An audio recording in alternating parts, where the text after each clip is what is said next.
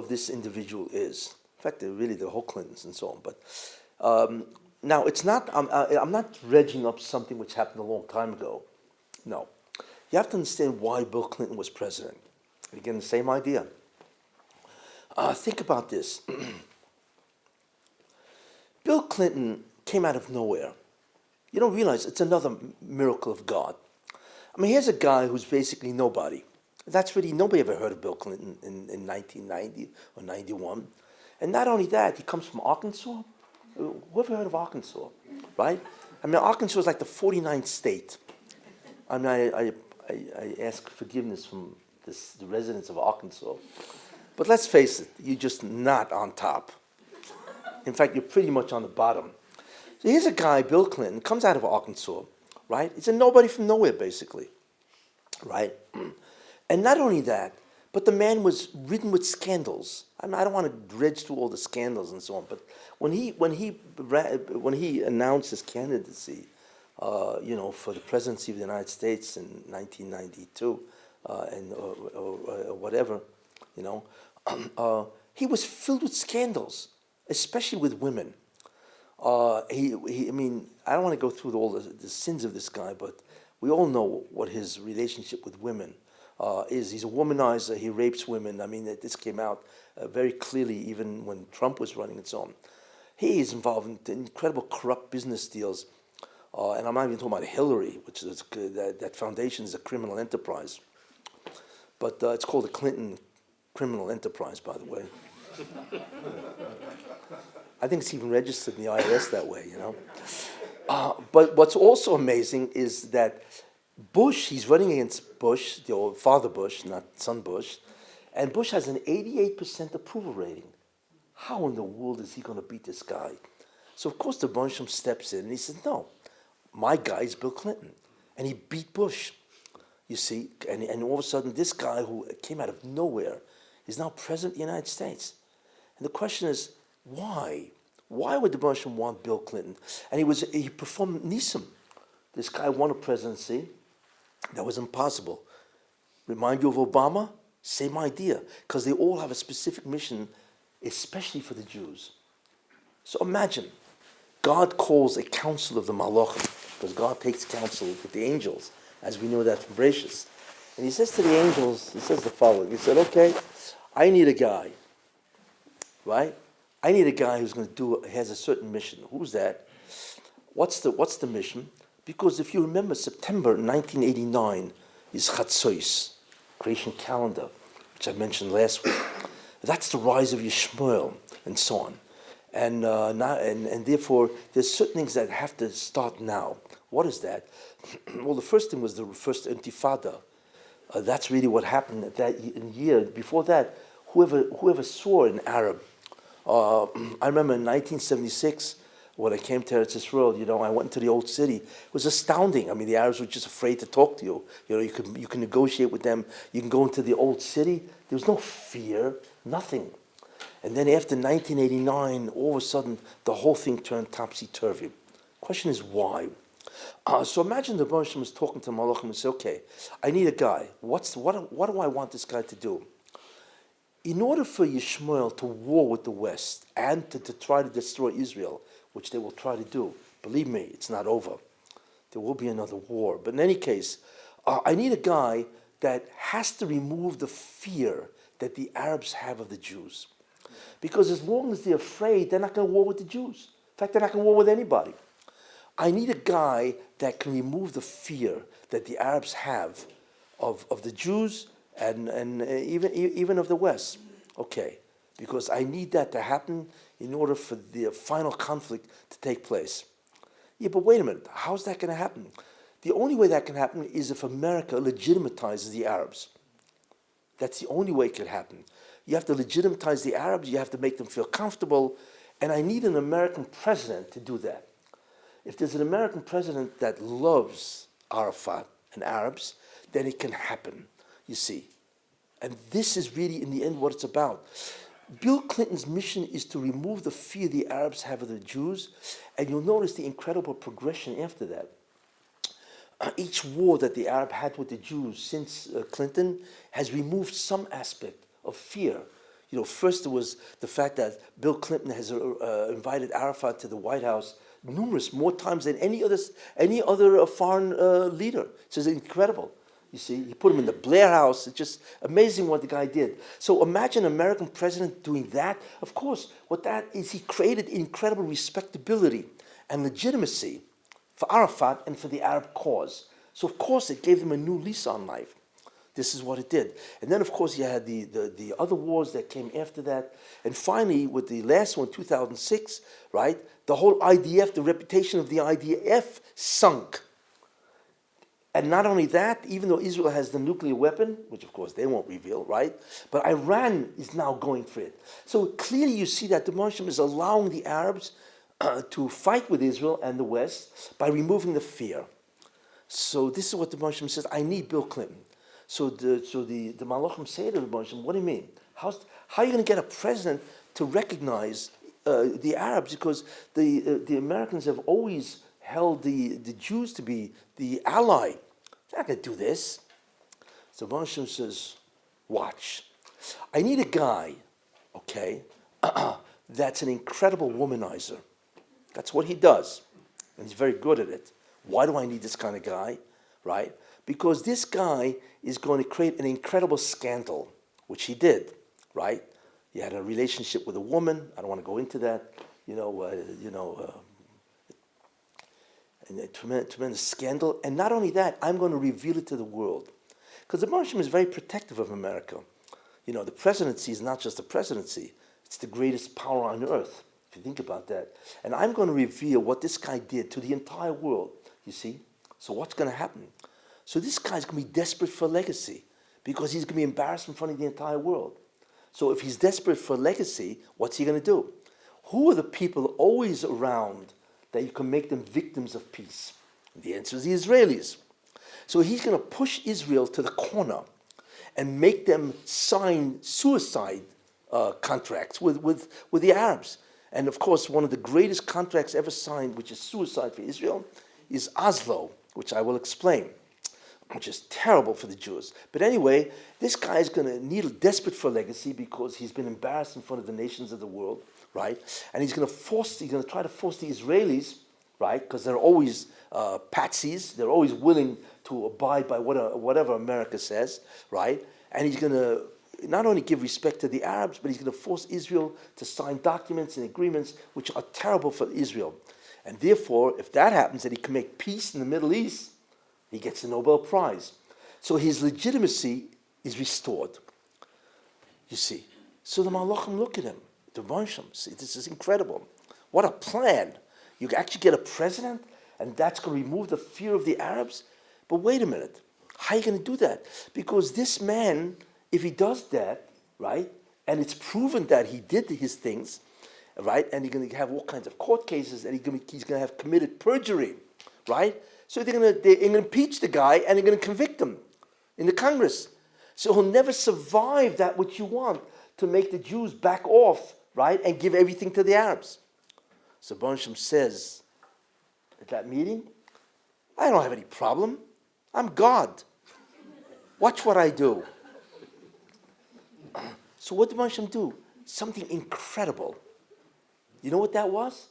It's called the dot-coms. Do you remember in the beginning of the 90s? Everybody was making a ton of money. Everybody. The dot-coms, of course today it's all the dot-goes. But in those days, it was the dot-coms, right? So what the Bonsham did is astounding. He made Wall Street unbelievably successful. And therefore, nobody's going to touch Clinton. I don't care what perjury he has. I don't care what sin he... No, because if they ever convicted Clinton, then the whole Wall Street would collapse. Because Wall Street hates instability in economy. And that would make the entire Wall Street incredibly unstable. And therefore, the whole dot-coms, right, it would never have survived. So Bonsham initiated that incredible period of time of Wall Street, you see, which is the dot-coms, in order that Clinton should survive. And he did. And he went on to push Israel to give up incredible amount of dangerous things that they gave out. And meanwhile, Arafat and all his minions and everybody else after were killing Jews left and right. You see. So therefore, you had that happening at the same time to allow this to occur. But that was a terrible thing. First of all, Oslo. Oslo is the greatest document ever written to destroy the Jews. Why? Because imagine two people appear in front of a judge, and one guy says, this guy stole my property, he stole my car. You see? So the guy looks at the other guy and says, did you take his car? Yeah, of course I took his car. So then he turns to the other guy, did you own the car that he stole? He says, no, he owns half the car. So like the judge says, excuse me, are you crazy? If you admit that he owns half your car, then how can you accuse him of theft? You see? What the Jews did in Oslo is they admitted and acknowledged the legitimacy of the Arab claim that Arabs have a right to some aspect of Israel. That's it. You should know that is the death knell of Israel. If it wasn't for the fact that God is behind the Jews and Israel, Israel could never have gotten away from that document. But we have to thank the Arabs for always shooting themselves in the legs. You see? Because they have a document that Israel admitted that they have a chelik in Eretz Yisrael. That's the beginning of the two-state solution. You see?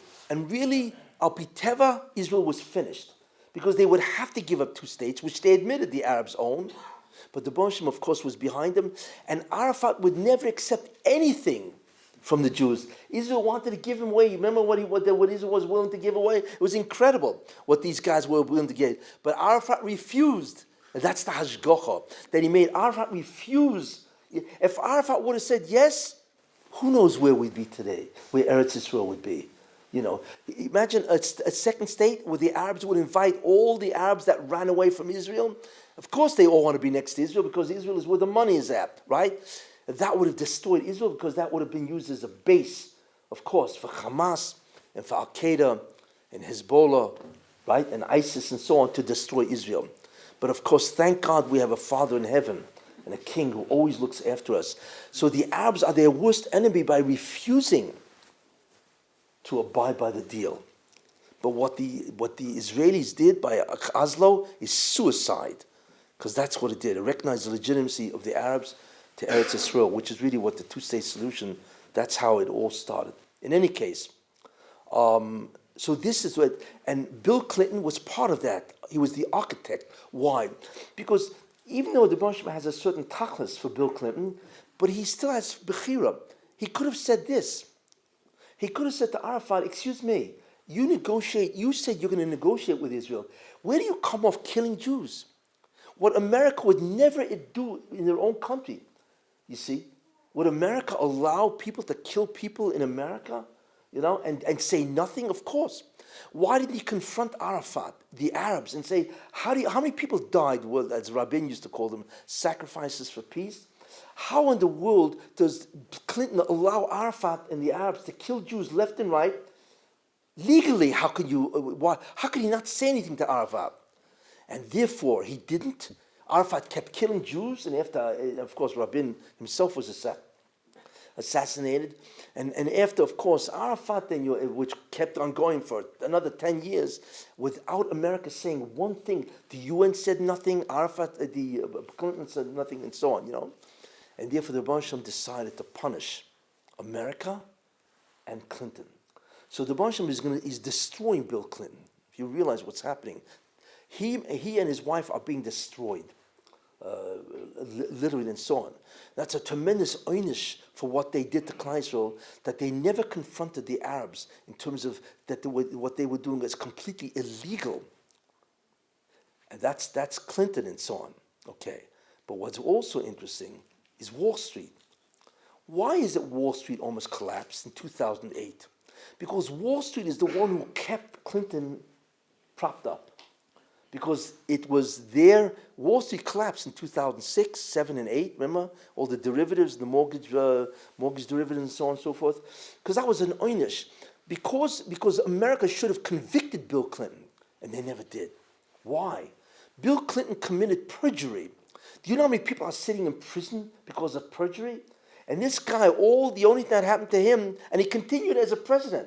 Imagine a president that's committed perjury, which is a felony. Not only is he not jailed, but he's not even convicted. He was merely impeached, which is an indictment. So therefore, America, because of Wall Street, because they didn't want to disturb the money from the dot-coms, the Russians punished them later on by Bush. What was that? Where Wall Street collapsed. You should know one thing. It's a miracle that Wall Street survived. I think they lost who knows how many trillions of dollars in stock value and so on. But the Baruch had Rachmanos in America, and he did not allow them to collapse. But that collapse in 2008 was horrendous. I mean, imagine the companies that went bankrupt. And that was a tremendous einish punishment for Wall Street. What they did is that they propped up Bill Clinton, a sitting president that has committed a felony. And everybody knows about that. And America did nothing. In any case. So therefore, that in many ways was a punishment to Wall Street, America itself. In any case, if you notice, which is very interesting, that the Russian destroyed Hillary. Imagine here's a woman that's a head of a foundation that has hundreds of millions of dollars. I mean, I once read that they have $1.2 billion in funds, which they don't really give out, and so on, right? Could you imagine, what did she need it for? Why does Hillary Clinton need to run for the presidency? She's worth an incredible amount of money. And because she ran for the presidency, what happened? Well, first of all, the Benghazi, the fact that she lied, right? And they were calling her and to the State Department, please, we're being invaded, right? And she's lying by saying, well, it's the videos. It's not terrorists. And she lied openly. There's clear evidence of what she lied. So that would never have been pursued really in a serious way had she not run for the president. What did she need this for? What did she need this headache for? And not only that, then you have the emails, which she denied and lied again and again.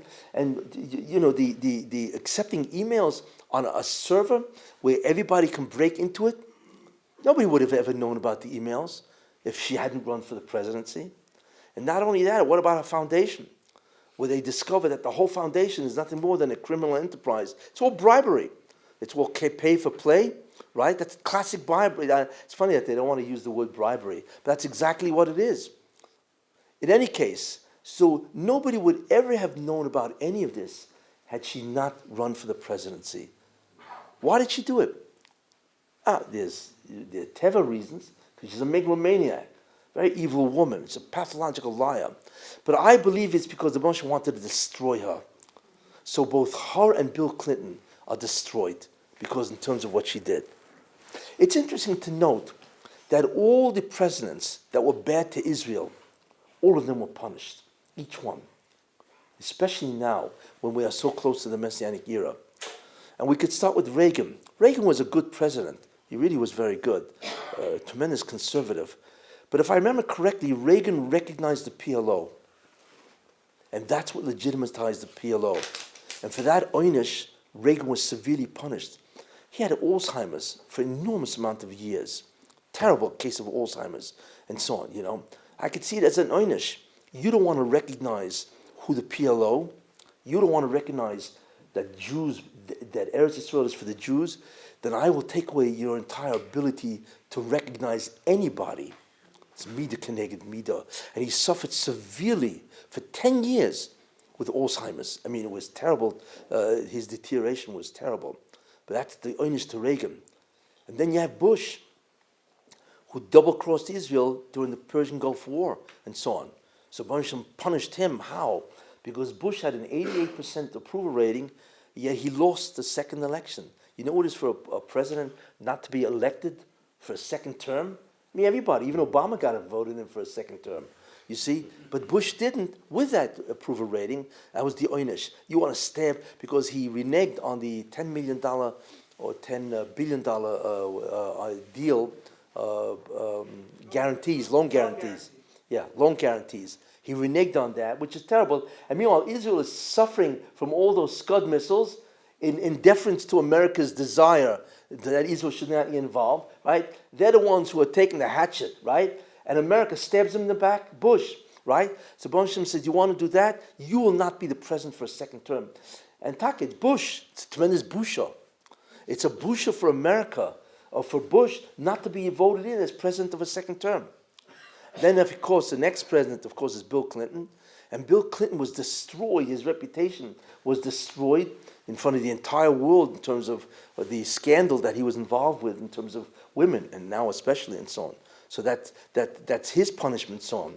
And then even Bush, the son, people have a tremendous mistake. They think, Bush, the son, was good for Israel. He was terrible for Israel. Why? Because he forced Israel to constrain themselves every time. Every time they got bombed or missiles, 20,000 missiles that went into the Negev and so on and so forth. And he kept saying, no, you got to constrain yourself and so on and so forth. What a ha'ozzah of a man. Would he constrain himself if they were firing missiles into New York City from Canada? Would he say, well, I'm not going to do anything? How could you do that to a nation? No nation would have tolerated that type of abuse. Yet Bush, the second Bush, forced them to restrain themselves again and again. So Bonsham said, you want to do that? So what the Bonsham did is the whirlwind, the collapse happened on his watch. And he knew about it, and he did nothing. He knew what Wall Street was doing, that it would lead to an eventual collapse of Wall Street, endangering the entire economy of the United States. It was on his watch, and he did nothing. Not only that, when he left office, they hated the man. America hated Bush, and that's one of the reasons why Piteva, not in a natural way, why Obama got in altogether. Because it wasn't only that Obama was in, they hated Bush. And that's why Hillary lost a chance for the presidency at that point, because she was part of the establishment, and they got sick and tired of the establishment. So that's an einish for Bush. Obama, well, we were just watching as they built his library, right? Which I said last week, right? The presidential library in Chicago, right? And it's going to have all his legislation on display. And next to each one, it's going to say, canceled, canceled, canceled, right? I mean, what is he going to look like and so on, right? That's his einish, because the greatest einish you can do from a megalomaniac is to destroy his legacy. And the Baruch Shem is going to destroy that man in terms of the bizoyim that he has done for Klal Yisrael. But in any case, we see that the Baruch Shem is not going to tolerate a president abusing the state of Israel or the Jewish people, and so on, which is really in many ways a very important concept. Great. I've just covered Bill, Hillary, Obama.